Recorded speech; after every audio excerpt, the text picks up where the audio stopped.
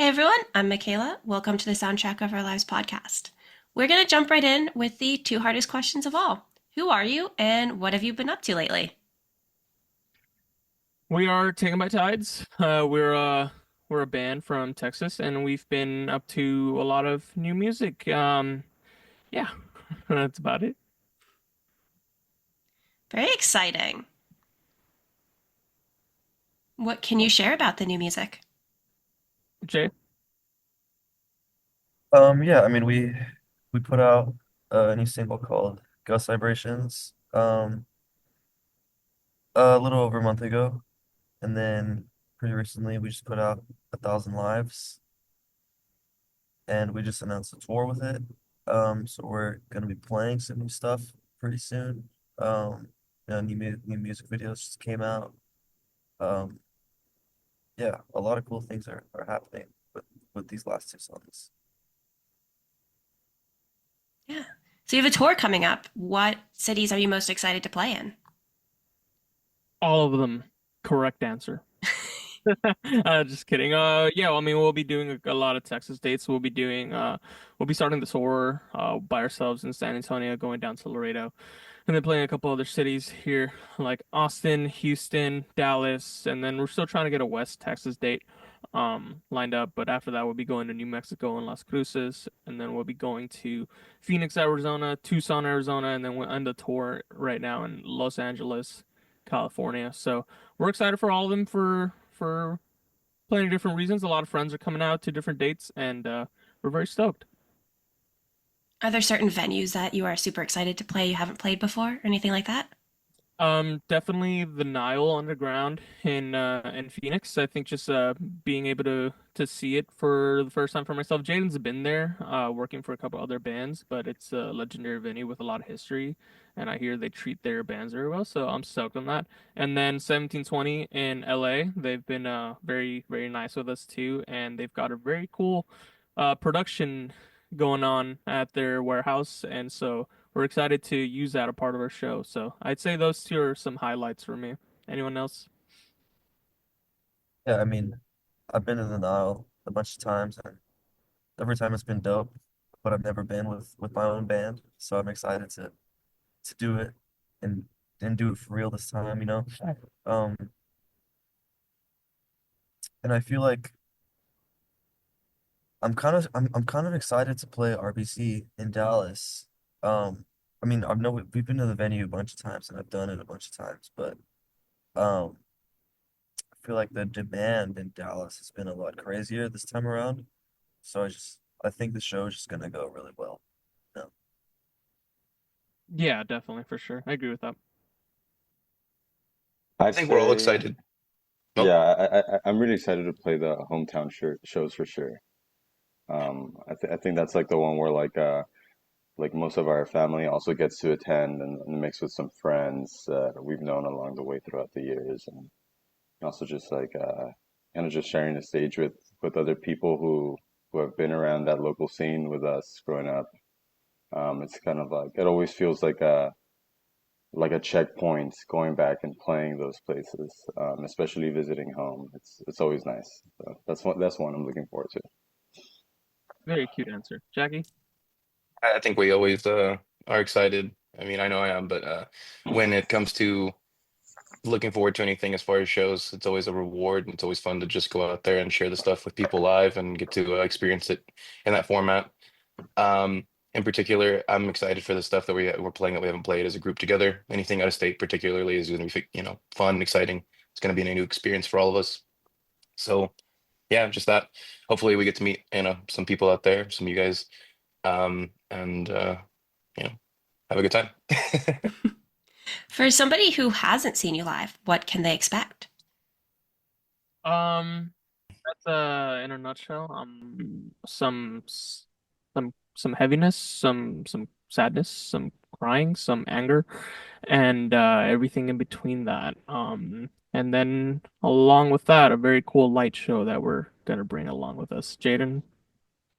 Um, I don't I feel like here's the thing about our live show. It's like there's like so much of this. Like it starts like super crazy and it's like, okay, everybody's gonna kill each other, and then it's like, oh, okay, now we're all gonna cry, and now everybody's gonna be so sad for like a couple songs, and then it's actually back to killing each other. Like there's just so much of that, and I feel like we put so much into our live show.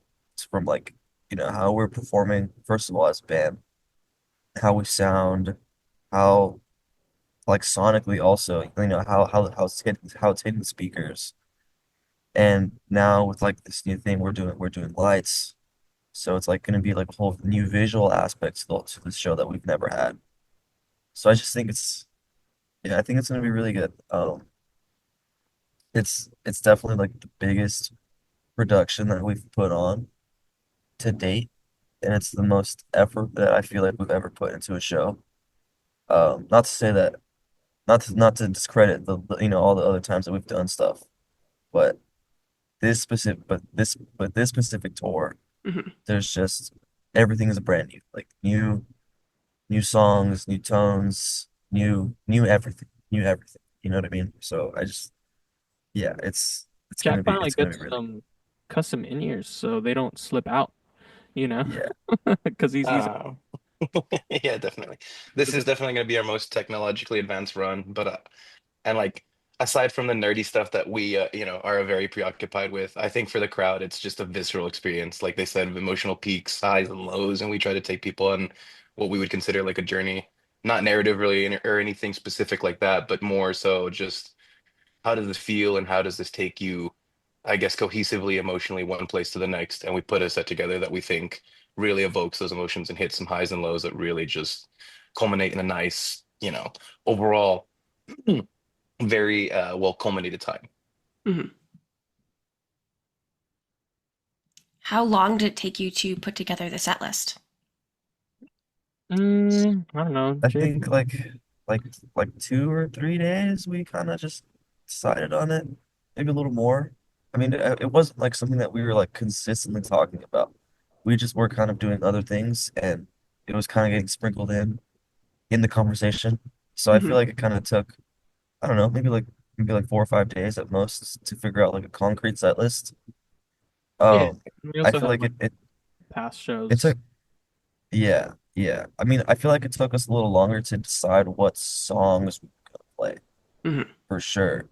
Not so much like the order, but just like that. I feel like that was the biggest part of, not the argument, but of the conversation, was, what we're actually gonna play. And then when it came to it, then the set list kind of just came. Hmm. It was easy to build the set list, It was just kind of deciding what we were gonna play.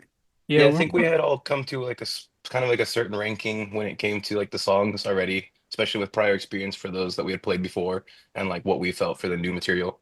And we kind of did the TikTok like verses, for each slot in the set, and essentially we all kind of fundamentally agreed on that falling order of whatever won out, and it became kind of something that we immediately are like, this it couldn't be anything else. wait till we Hmm. have 5 albums and we're just arguing about what's Yeah. and what to cut. Yeah, Yeah. that's the biggest thing where it's like, well, but I like this one. How do you make sure when you're facing any kind of issues that everyone's voice is heard? What was that again? How do you make sure that everyone's voice is heard? Oh, like in the band? Yeah. Yeah, well, every week we have meetings, and they'll usually last like anywhere from an hour to 2 hours long, sometimes even 3 hours. And we'll just be like on a call like this, like on a Zoom call, and we'll have like a sheet, kind of how like, how are we feeling, what we do this week, what are we looking to do this coming week, this coming month. And what's it called? Before we make any moves, since we're also heavily invested into this project, we obviously like to hear everyone out and try to be smart about the way we go with things. And it can get pretty busy as a band. You've got a lot going on, and then once you bring in management and once you bring in, press and recording and writing with Hmm. people and going to studio, all the stuff that gets, a band busy. You kind of can sometimes start to like disconnect a little bit and just kind of start making moves. So it's like it's always important to like kind of slow down talk to each other and just remember that, at the end of the day, it's the four of us. Hmm. And we're the ones that are like driving the vehicle. And it's like, if one of the wheels falls off, well, that's bad. So we gotta, yeah, just making sure everyone's heard is like, um, having those weekly meetings is huge for sure. Because everybody gets to, just leave it all on the table. Hmm. What advice would you give to bands that are just starting out? I don't know. Anyone? Boys? Write, Um, write good pl- music. write That, good music and plan with your guys.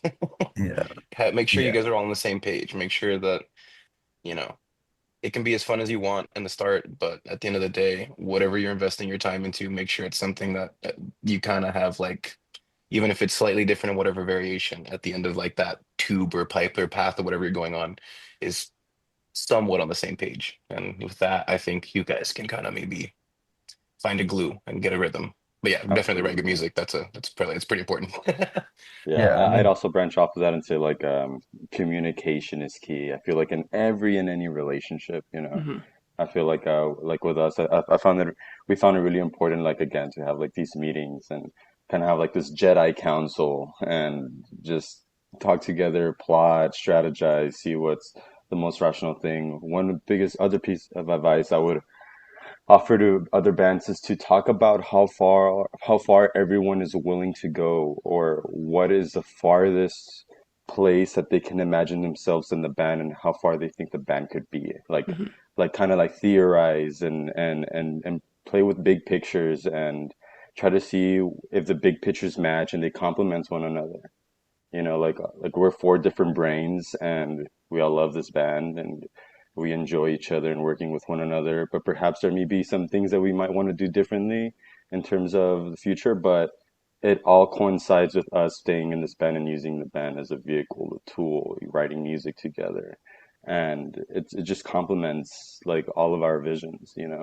Hmm. So it's Definitely a big we're one. we're we're very fortunate, and honestly, I want to say like it's very fortunate that we all love to communicate. We get along. We're all really good friends as well. On top of all that, so That's a yeah, big one definitely, for sure. yeah, I was gonna say that to piggyback off what you were saying, it's like definitely set out your goals because a couple bands just want to jam and like maybe play a couple shows, maybe play a couple regional shows, but not every band wants to or at least there's a member or two members in the band that want to go the distance and they want to do the national touring circuit and like try to drop some good records and put up some good streaming numbers so you can get out on the road and do the thing.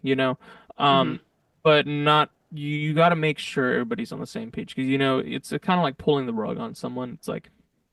It's like, oh, surprise, we're actually gonna have to spend like $3,000 collectively a month to like yeah, try to make this band work. And it's like, hey, I don't have that money. And it's like, it's expensive. It's hard being in a Hmm. band that wants to try to take it seriously. So it's like, yeah, best advice is mhm, definitely like plot and like plan what you all want to do. Make sure you all are on the same page. And then also just be smart with your money and where you're spending it. Because there's a lot of pretty smart things you could do in a band and be very cost effective. Like if you guys are a group of four people and you guys can delegate tasks. Like for example, in our band, Jaden handles a lot of the technical music side stuff and like the live show. Jack handles a lot of the paperwork and like the taxes and the business stuff.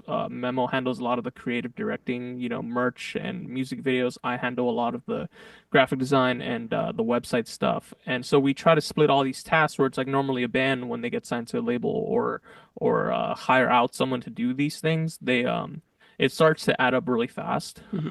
And if you guys can take, some sort of load off of that, then it helps a mhm. lot for sure. There's a lot of work that goes on to it that goes towards it behind the scenes. When we're not talking about what we're going to do to the band with the band we're working, like as Jay's in working right now. Omar's in his office, Jack's in his office. I work as well. We all have jobs. We all work really hard. And it's also just again just like Delegate. strategizing. What's up? Don't quit your day job also. Like Oh Oh yeah. yeah. that's the big one. Like, it's fun to want to try to, quit and give it your all in music, but it's a lot. Like you're gonna need to keep your day job, and you got time. Like Hmm. your 9 to 5 is important, but your 5 to 9 is also as much important. Like it's delegating your time. So Yeah. for Oh sure. man, we got old. But it is important. You guys have to manage your bread, all right? Is not fun as that is. It is important to always be in check with your finances, no matter how in love with the dream you are. Yeah, like there's going to be a lot of parts of it that also feels like a huge gamble, but I mean, it's four brains and it's way better than just taking the gamble on all by yourself, Hmm. and it feels way more strategic that way too. Great answer, Memo. Oh yeah. Yeah. How do you guys manage the work band balance? Um, it's hard. It can be sporadic, and it could be like, sometimes I'm gonna have, 40 hours to 60 hours a week to give to the band, and sometimes I'm gonna have, 10 to 15 hours a week band because, I got, work duty calling, same with Hmm. Jaden. I know you had something to touch on there, Jay. Yeah, it's definitely not easy. Like with the kind of job that I have, I can be in 50 different time zones at a time and be, 14 hours apart from whoever, like be literally across the world trying to make this work, but I feel like even with like all of that and how busy I am and how much I have to work, like, because I mean I tour for a living, so I have to leave and be gone for months at a time, Hmm. and even with all of that, there'll still be times where, me and Omar will do a Zoom call writing, or we'll still get the meeting in. Like yesterday, we had a meeting, and I was like, had my phone in like in like one of the cases, and I was like running around, like doing my thing, like still, What's your case? still work, What's a case, Jaden? like the drum case, like where all the drums go in. Yeah, Jaden's a drum tech, by the way. I know. Yeah, yeah, yeah. The Just cool background for that meeting. yeah. Um, yeah, but like it's rough, um, but if you really want it, you're gonna make it work. And, if that means that I sleep a little bit less or that I have a little less time to myself when I'm on tour, whatever, like, that I'm still gonna do it. You're young. And You're in your 20s. We're in our 20s. It's like we can kind of not I don't this is not good advice, but you can beat up your body like if absolutely needed to. But no, yeah, like Jaden was saying, it's like you find the time. And Jaden finds the time, he always makes these meetings and thank you also for having us on the podcast. He makes time for these, as do all the other members. And yeah, the work-life balance, it can be difficult, but it's possible. So anyone else have anything to touch on there, Jack, Memo? Yeah, I mean, I want to say even in times like when the band is work and you also like have to go out on tour and you have to play these shows, there's also a lot of like balancing and compromises and sacrifices that go along with it as well.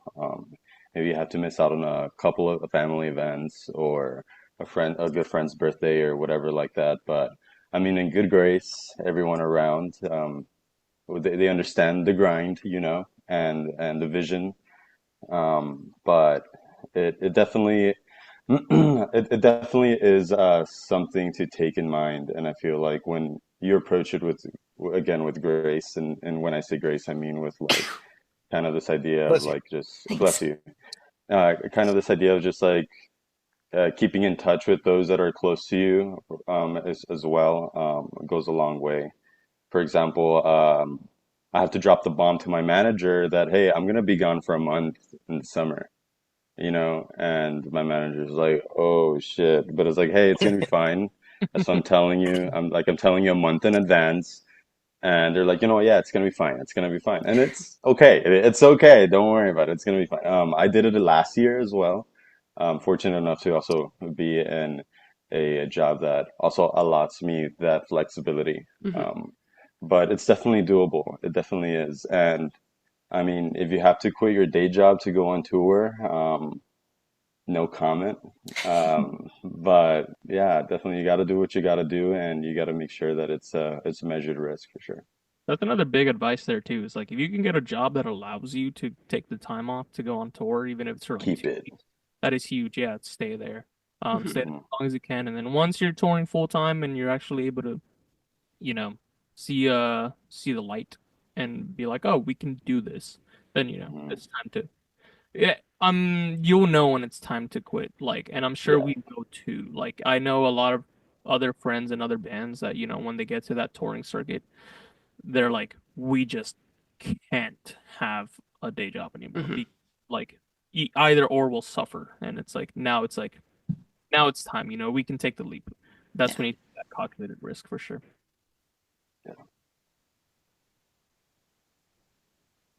What advice would you give to somebody who is struggling with that balance? Mm. Reach Cut the out. sleep. Definitely Yeah. look for external sources. If, for example, if you feel like your management or manager is working against you, try to get a second opinion from your coworkers. If you don't trust your coworkers, ask a friend. If you don't trust your friends, get new friends. You know, but it definitely goes out to like breaking out of this echo chamber. I feel like a huge thing that's in common, I think, with anybody who's creative and wants to make a living or even wants to project their creativity in any medium. Um, they struggle with this kind of echo chamber within themselves. Is this going to be good? Is this a good idea? What am I going to do? What if this and that? And you either have two choices. You either kind of figure it out on your own and fuck up along the way, or you can still figure it out alone, but ask for help on the side, ask Mhm. for advice. The balance doesn't come easy. It's You're going to have to make some like catch some losses. There's going to be some L's here and there, but you're not going to figure it out unless you try to figure it out. That's for sure. So that's a start, I'd say. I think that was really well put. I want to kind of tie into what Omar said, where it's important to balance your life and have those people and around you tie into supporting you.